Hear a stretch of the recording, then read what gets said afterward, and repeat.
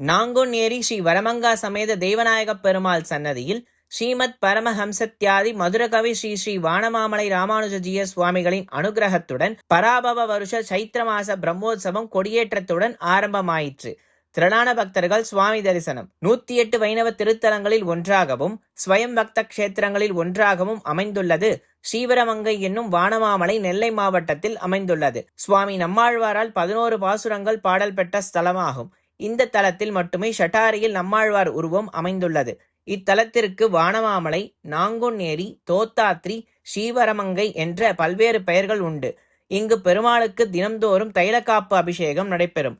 அந்த எண்ணெயை நாழிக்கிணற்றில் சேர்த்து வைக்கின்றனர். இந்த நாழிக்கிணற்றில் உள்ள எண்ணெயை நம்பிக்கையுடன் உண்டால் நோய் தீரும் என்பது ஐதீகம்.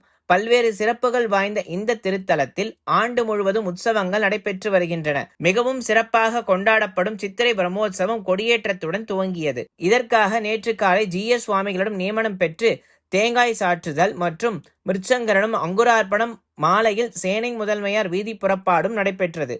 பிரம்மோற்சவ தொடக்க நாளன்று அதிகாலையில் கோவில் நடை திறக்கப்பட்டு விஸ்வரூப தரிசனம், காலசந்தி பூஜைகள் நடைபெற்றது.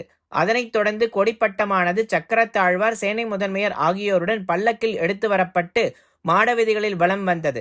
ஸ்ரீ வரமங்கா சமேத தெய்வநாயகப் பெருமாள் கொடிமர மண்டபத்தில் அமைந்துள்ள விமான கலச பீடத்தில் எழுந்தருள கும்ப பூஜைகள் நடைபெற்றது. பகவத் பிரார்த்தனையுடன் ஜி.எஸ். சுவாமிகள் அனுகிரகத்துடனும் நண்பகல் 12:05 மணிக்கு மேல் 12:40 மணிக்குள்ளாக தங்க கொடிமரத்தில் கொடியேற்றமானது நடைபெற்றது.